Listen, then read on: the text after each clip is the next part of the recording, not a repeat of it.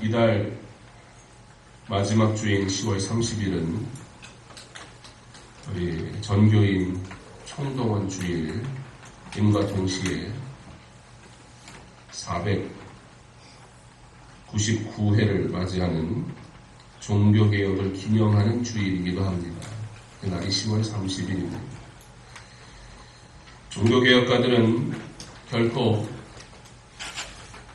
그 일들을 통해 역사가 지나서 자신들의 이름이나 업적을 남기기 위해 한 일이 결코 아니었음을, 그들은 그런 일들을 바라고 자신들을 기억해 주기를 바라며 그 일을 행하지도 않았고, 종교개혁을 통해 오직 교회가 하나님의 영광을 위하여 계속해서 말씀 중심 가운데 살아가며 세상의 풍조를 따라가지 않고 교회의 거룩성을 회복하고 지켜나가기를 원했을 것이라 분명히 확신합니다. 성경과 명백한 이성에 의해 확인되지 않는 한 나는 포기하지 않겠다.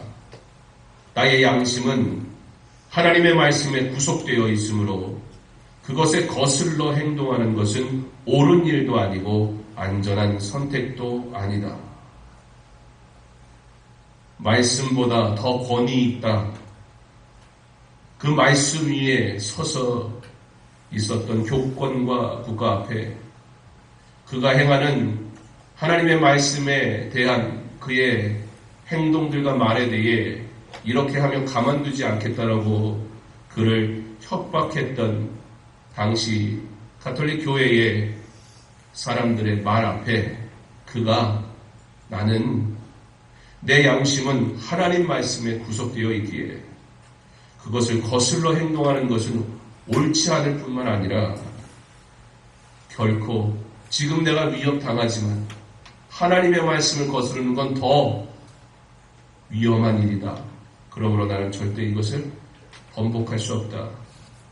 이렇게 신앙 고백적 선언을 했던 루터, 그로부터 시작된 종교개혁을 주인하는 주일, 많은 행사들과 많은 일들을 할 수 있겠지만 그러나 오히려 온 성도가 연약했던 성도를 부르고 잃어버렸던 영혼들을 부르고 우리를 창조하신 목적, 하나님을 영화롭게 하시려고 그 앞에 나와 거룩한 예배 드리게 하시려고 부르신 하나님의 부르심에 합당한 그러한 주일로 우리가 러브투게더라는 이름으로 함께 모여 예배한다면 아마도 가장 종교개혁주의를 종교개혁주의답게 드리는 예배가 아닐까 생각이 듭니다.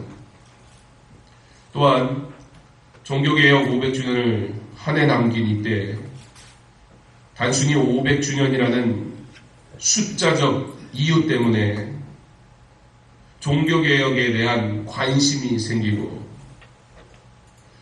숫자적인 이유로 그것을 하나의 행사로 만들어버려서 외적이거나 감정적인 일들로 우리가 그냥 그렇게 분주하게 500주년을 보내기보다는 그 의미의 풍성함을 성경적으로 바로 알고 그래서 종교개혁을 통해 지켜낸 바른 말씀이 무엇인가, 바른 믿음이 무엇인가, 우리가 받은 이 바른 믿음의 유산은 무엇인가, 우리가 그 해를 맞이할 준비를 하는 한 해로 보내면서 우리도 종교개혁을 통해 그 말씀을 지키기 원했던 말씀 중심으로 사는 것, 그것과 어떤 것도 바꾸지 않기를 원했던 신앙의 선배들의 삶을 우리가 기억하며 우리도 그러한 개혁을 위하여 이 시대에 교회를 지키고 믿음을 지키기를 다짐하는 그러한 한 해로 마무리할 수 있기를 바랍니다.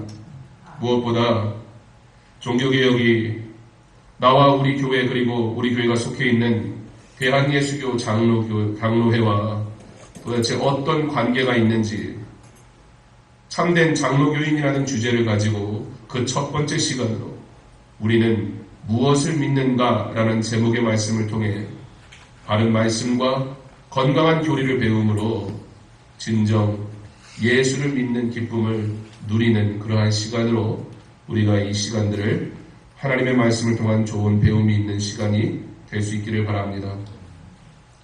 자칫 좀 딱딱한 내용처럼 들릴 수도 있으나 그러나 본문의 말씀을 중심으로 해서 함께 최대한 은혜의 시간 나눌 수 있도록 노력하고자 합니다. 여러분들도 이 시간들을 통해서 내가 장로교 다니는데 도대체 장로교가 뭐 하는 거야? 자기들끼리 기분 나쁘면 싸워가지고 나눠서 이름은 지어야겠고, 우리나라에 당도 참 많잖아요. 똑같은 당인데 이름도 뭐 수도 없이 바뀌잖아요. 그래서 우리는 나뉘고 이름 새로 만들고 그러면 별로 좋은 생각을 못해요. 긍정적인 생각을 못 가져요. 그러나 장로교라는 의미가 도대체 무엇을 의미하는 것인가? 우리가 적어도 내가 내 집안 내역은 좀 알아야 될 거 아니에요. 내 성씨가 무엇이면 왜 그 성씨고 그 성씨의 내력이 뭔지는 알아야 될 거 아니에요. 아무것도 모르고 다니면 그것도 은혜지만, 그러나 우리가 은혜 가운데 이제 참여했다면 더 깊은 하나님의 은혜, 또 바른 믿음을 소유하기 위해 내가 속한 곳이 어떤 곳인가 바로 아는 일에 힘쓰는 것도 중요한 줄 믿습니다. 여러분, 종교개혁하면 여러분들은 혹시 어떤 것을 떠올리시는지요? 왜 종교개혁이라는 것이 필요했을까요? 당시에 가톨릭 교회가 어떤 모습을 가지고 있었기에 이와 같은 일들이 필요했을까요?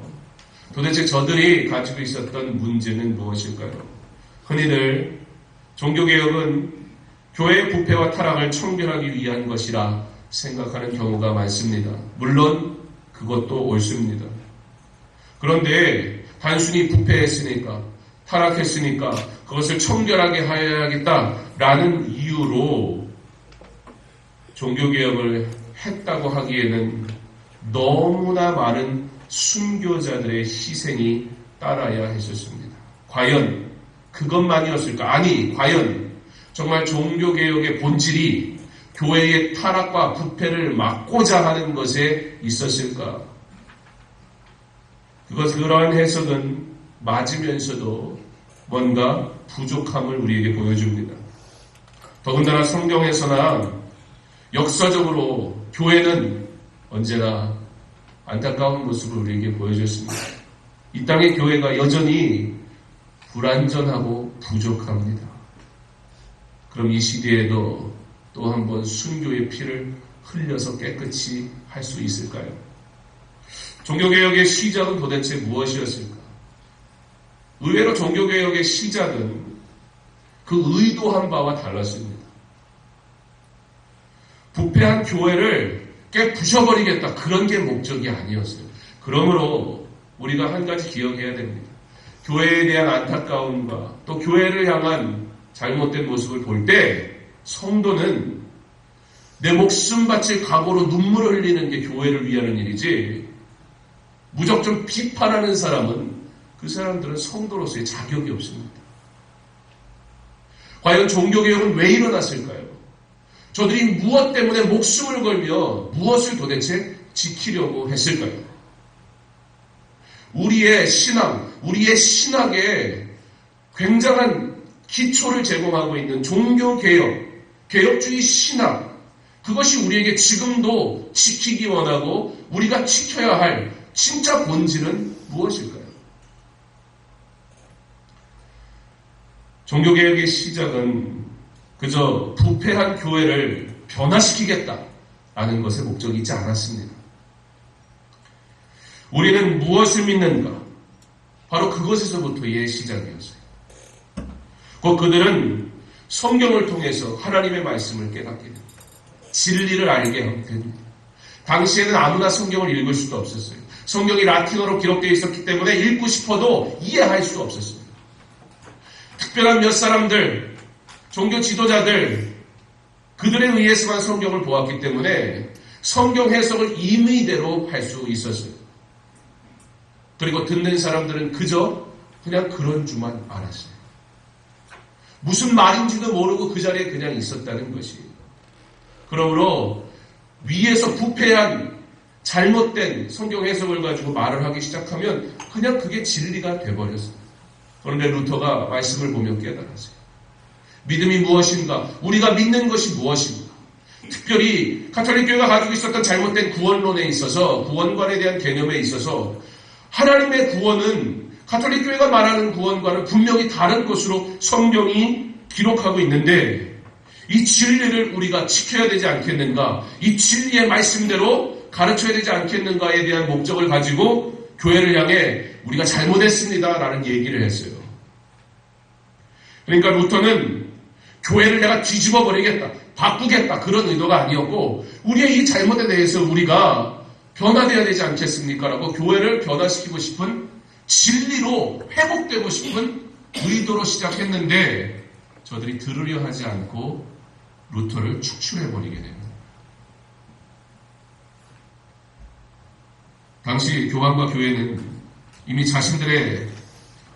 자신들이 성경인 말씀의 권위보다 위에 서 있었기 때문에 성경을 임의대로 해석하고 자기들의 필요에 따라 해석하고 하나의 국가 권력에 동참하면서 필요한 무기로 활용했기 때문에 성경이 임의대로 해석되고 있었기 때문에 진리를 들어도 그 진리대로 행할 힘이 없었습니다.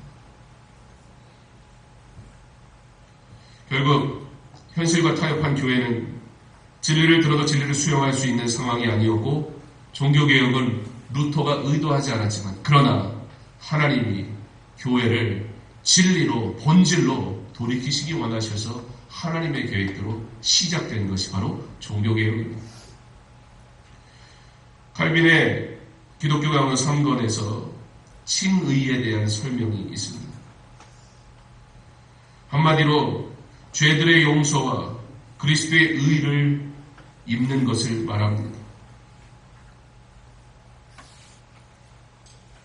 우리는 어떤 행위로나 의로움의 근거에서 죄들을 사면한 것이 아니라 오직 그리스도의 의에 근거한다라는 것입니다. 우리가 의로워진 것은 우리의 어떤 행위로 일하는 것이 아니라는 겁니다. 죄들을 용서한다라는 것은 죄를 덮는다는 의미를 가지고 있습니다. 이것은 인간의 그 어떤 공로나 행함과는 무관하며 오직 하나님의 사랑인 그리스도의 죽으심으로 우리에게 주어진 하나님의 은혜입니다. 그러므로 우리의 죄가 그 아무리 크다 할지라도 그것과 상관없이 우리는 그리스도의 의로 덮여졌기에 또는 전가되었기에 하나님은 우리를 의인으로 여기신다는 것입니다. 그게 칭의입니다. 그런데 당시 로마 가톨릭 교회는 공로주의적인 구원론을 가지고 있었습니다. 사람의 의로, 사람의 열심으로, 사람의 선행으로. 그래서 한때는 헌금을 통해 동전이 그 헌금함에 딱 떨어지면 땡그랑 하는 소리가 나요. 어마어마한 교회를 화려하게 지으려고. 그리고서 뭐라고 했냐면 천주교 교리에는 천국과 지옥 사이에 연옥이라는 것이 존재합니다. 그래서 그곳에서 동전이 땡그랑 하고 떨어지는 소리에 천국 간다는 거예요. 교회가 얼마나 부패했는지, 하나님의 말씀을 가지고 어떠한 일들을 자행했는지 단적으로 보여주는 좋은 예이기도 합니다. 그러나 성경은 우리에게 무엇이라고 말합니까? 오직 믿음. 이신칭이 곧 믿음으로 의롭다 칭함을 받는다는 것입니다. 장로교 신학의 기초인 개혁주의 신학은 하나님의 말씀만이 기독교인의 양심을 구속할 수 있는 유일한 권위임을 강조합니다. 물론 교회의 권위와 신조의 중요성도 우리가 무시해서는 안 됩니다. 그러나 그 어떤 권위도, 우리 안에 세워져 있는 어떤 권위도 결코 성경 위에 있을 수 없습니다. 성경만이 하나님 말씀으로 오류의 가능성이 없는 신적 권위의 계시 말씀입니다. 다른 모든 성경들은 모든 권위들은 성경 아래 복종하여야 합니다. 여러분, 이렇게 설명드리는 매우 신학적인 것 같고 이론적인 것 같은 이 내용들이 우리의 삶 속에 현재 나타나고 있는 모습이라는 것입니다. 오직 성경만이 진리라고 우리는 가르치지요. 오직 성경만이 진리라고 우리는 믿습니다. 더욱더 악해져가는 이 시대에 교회도 종교개혁 당시의 말씀 중심의 신앙을 잃어버리고 있습니다. 성도가 성경의 권위를 말로는 말해요. 지식적으로는 들어요. 그러나 삶에서는 잃어버리고 있습니다. 그리고는 뭐라고 얘기합니까? 우리 스스로 어떻게 말씀대로 다 살아. 그 말씀이 무너졌을 때에 교회를 부패했고, 말씀이 무너졌을 때에 성도는 지식만 남았을 뿐 하나님의 의는 사라지고 나의 의만 나타나는 교회의 부패, 신학의 문제. 이 진리를 지키기 위해 교단과 교단이 나뉘어지게 됩니다.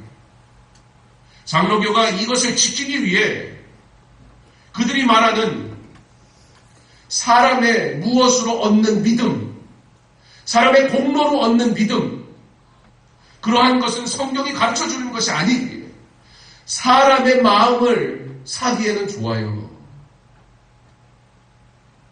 내가 수고해서 믿음을 얻을 수 있다면 어떤 면에서는 내 스스로 자유함을 누릴 수 있어요.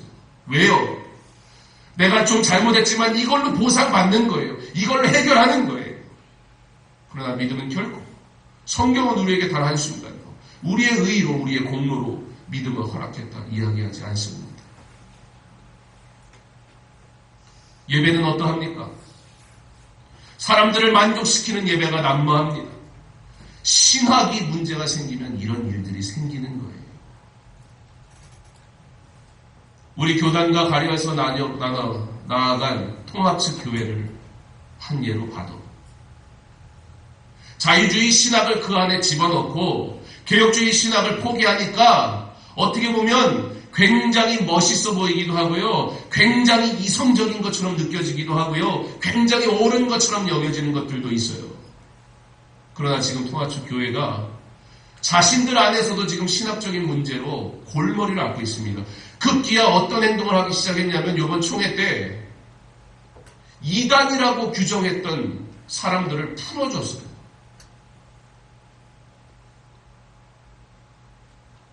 신부가 교단에 서서 설교를 해요. 그게 바로 WCC, 그들이 말하는 일치와 연합입니다. 사람들의 눈에 보기에는 사랑인 것 같고요. 굉장히 이성적인 것 같은 행동. 그러나 우리가 절대 잊어서는 안 되는 한 가지. 어떠한 권위도 말씀보다 권위 있을 수 없다는 이 진리. 루터가 종교개혁을 했던 한 가지 이유. 그것은 말씀이 가르쳐주는 대로 그가 진리를 발견했기에 교회의 부패에 대해서 얘기했던 거예요. 그러나 세속적으로 변하는 교회는, 사람의 마음을 즐겁게 하는 교회는, 사람의 일들로 만들어 놓은 교회는 아무리 진리가 선포돼도 더 이상 듣지 못합니다. 오히려 내칠 뿐이에요. 대운예수교 장로의 합도, 저희 교단이 큰 교단인 것이 그래도 다행이다 생각합니다. 세를 과시하기 위함이 아니라 바른 신학을 공유하는 많은 교회들이 그래도 이 땅에 세워져 있기 때문입니다.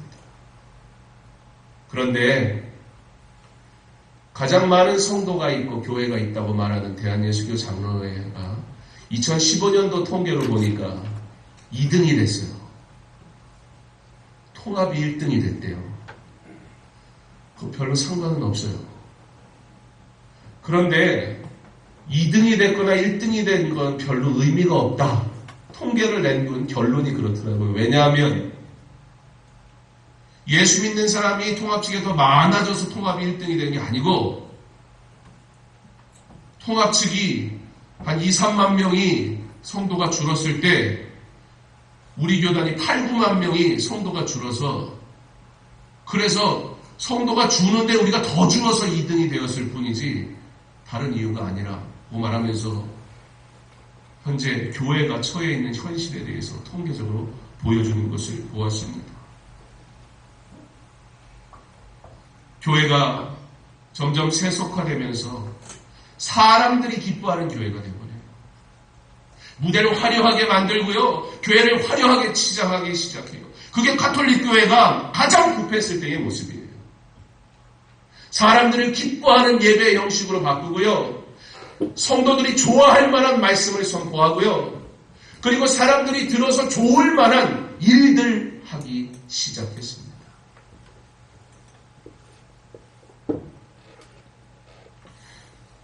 여러분, 변화는, 그렇다면 교회 안에서 변화라는 것은 잘못된 것일까요? 아니에요. 왜냐하면 여러분, 개혁주의, 개혁이라는 게 무엇을 의미하나요? 여러분, 개혁 그러면 무엇이 생각이 났나요? 변화하는 것을 의미하는 거예요. 그러므로 개혁주의 교회는, 그리고 개혁주의를 따라가는 장로교는 계속 변화되어져야 하는 거예요. 계속 개혁되어져야 하는 거예요. 우리는 개혁을 반대하지 않습니다. 그런데 무엇이 문제냐는 거예요. 개혁이 무엇입니까? 화려한 무엇이나 사람의 마음을 기쁘게 하는 것이 아닌 진리로부터 벗어난 것을 개혁하는 것이 개혁입니다. 하나님이 우리에게 말씀하셨는데 이 말씀대로 살지 않는다면 우리가 개혁해야 된다는 거예요. 하나님이 말씀하신 모습대로 예배하지 않고, 하나님이 말씀하신 모습대로 전도하지 않고, 하나님이 말씀하신 모습대로 기도하지 않는다면 우리는 목숨을 걸고 개혁해야 될 거고, 강단은 목숨을 걸고 그것을 선포해야 할 것입니다. 그런데 우리는 어떤 변화를 바라요? 좀 더 인간적이기를, 그리스도의 사랑이라는 이름으로 교회 안에 세상적인 세속적인 사랑을, 화려한 예배를, 하나님이 우리의 마음을 찌르는 말씀은 외면하고 축복, 잘되고 건강하고 놀라운 것을 누리는 것만 듣기 원하는 그러한 교회가 되어버렸을 때 우리는 개혁해야 된다는 거예요.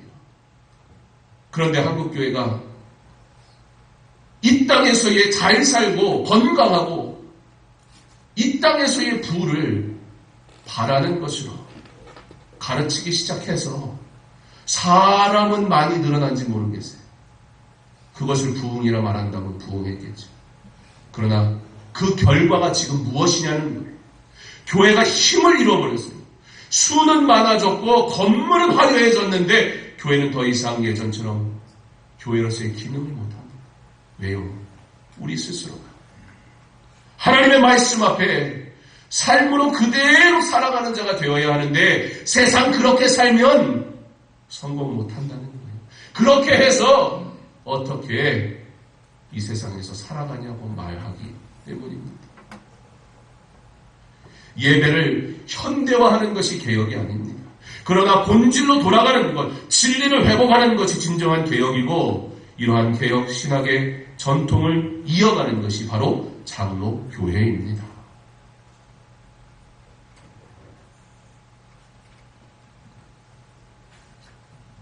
왜 목사인 저도 여러분 듣기 좋은 얘기만 하고 싶지 않겠습니까?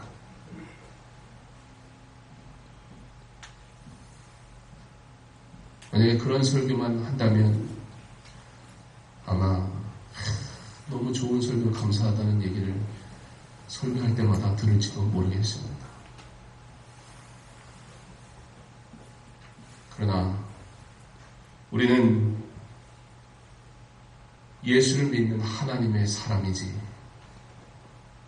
예수를 이용하는 하나님의 축복만 기대하는 욕심쟁이가 아니기 때문에 여러분 로마 가톨릭이 그렇다고 성경의 권위를 인정하지 않은 게 아니에요. 그들이 성경의 권위를 인정하지 않으면 자기들도 문제가 돼버려요. 권위도 없는 것 가지고 뭘 선포하고 말걸 하겠습니까?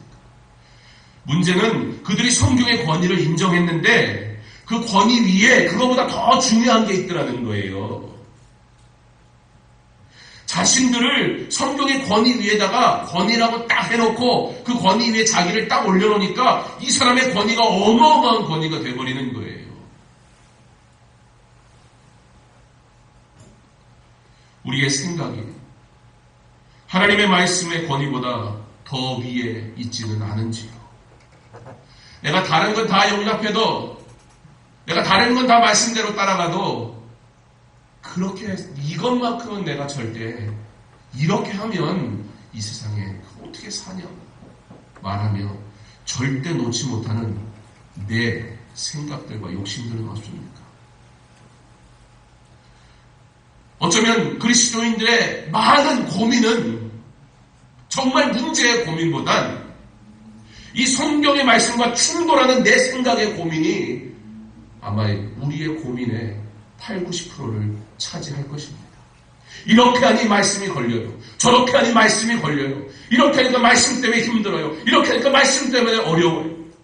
성경은 하나님의 말씀이라 우리가 말하면서, 성경의 권위가 최고의 권위라고 우리는 말하면서, 놀랍죠?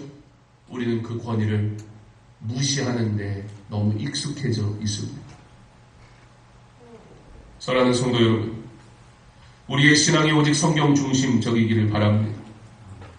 동성애는 죄라고 성경이 말하는데, 어떤 이들은 때로는 예수 믿는 사람들마저 그리스도의 사랑이라는 이름으로 동성애가 죄가 아니라고 말하고 있는 이 일에 우리는 어떠한 책임을 지고 있는가? 이슬람이 몰려 들어오고 있습니다.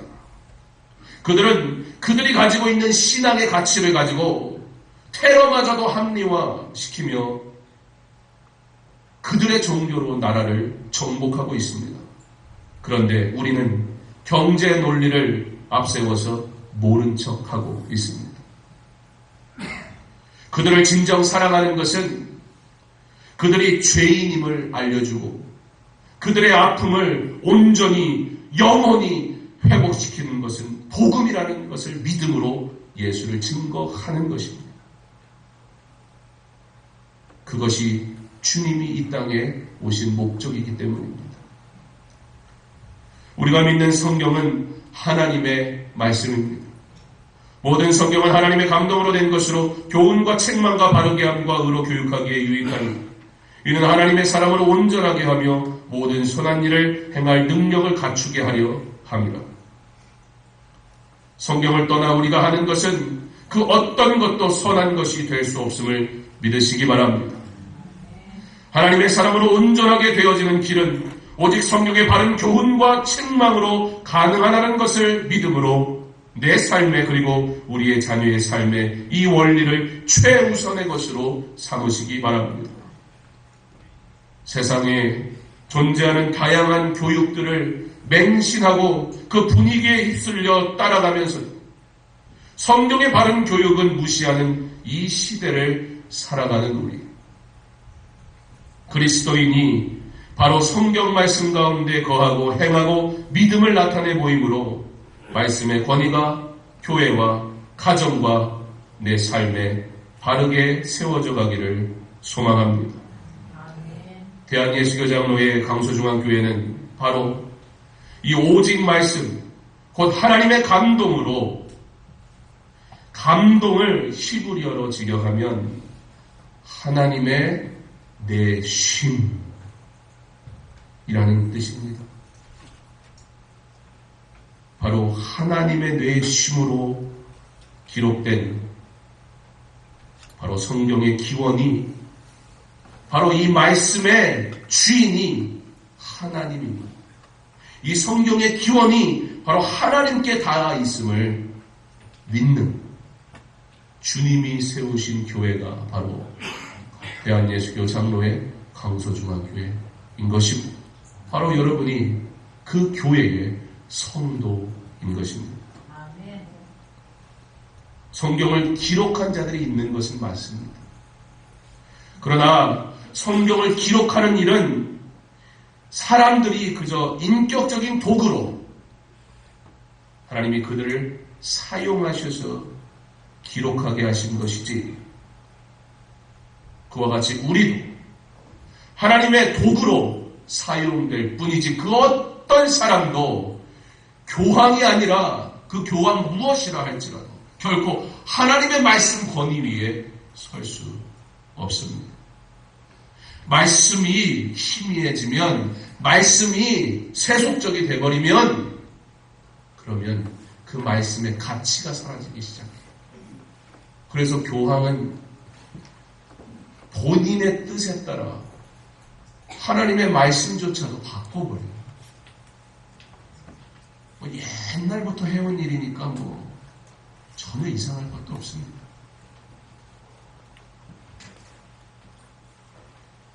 우리는 하나님이 말씀하신 이 말씀, 그 말씀 위에, 그 권위에 순종하여 살아가는 도구, 그러므로 참 도구대로 그 말씀대로 이루며 살아가는 하나님의 자녀, 저와 여러분 될 수 있기를 바랍니다. 아멘. 그러면 우리가 이 하나님의 말씀대로 살아야 할 텐데, 이 하나님의 말씀대로 행해야 할 텐데, 하나님이 우리에게 말씀하시는데 오직 하나님은 그 계시를 통해서 우리에게 말씀하십니다. 그럼 여러분들은 어떻게 그 하나님의 말씀을 들으십니까? 기도하는 중에 슉슉 뭐가 생각이 나서요. 그렇게 하는 데들도 있어요. 그러한 것으로부터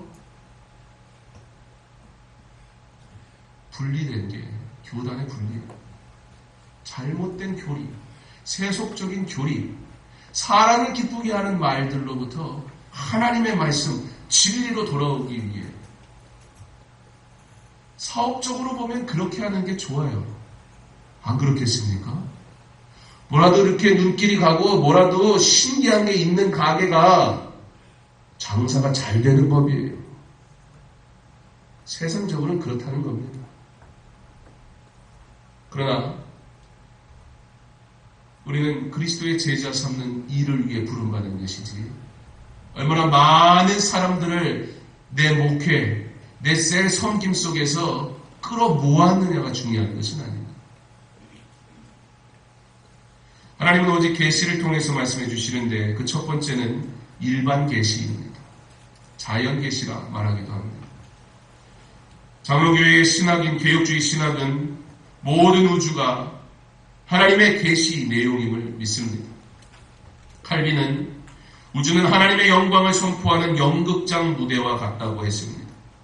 만물 안에서 창조주의 손길과 숨결과 지혜와 능력을 만나게 되는 것입니다. 시편 기자의 말과 같이 하늘은 하나님의 영광을 선포하고 궁창은 그의 손으로 하신 일들을 나타내 줍니다. 즉 우주 어느 한 구석도, 역사의 어느 한 시점도 하나님의 손길과 통치에서 벗어날 수 없음을 믿음으로 고백하게 하시는 하나님이 우리에게 주신 계시로서의 일반 계시, 다른 말로 자연 계시라고 말합니다. 이러한 일반 계시가 하나님에 대해서 우리에게 알려주기는 합니다.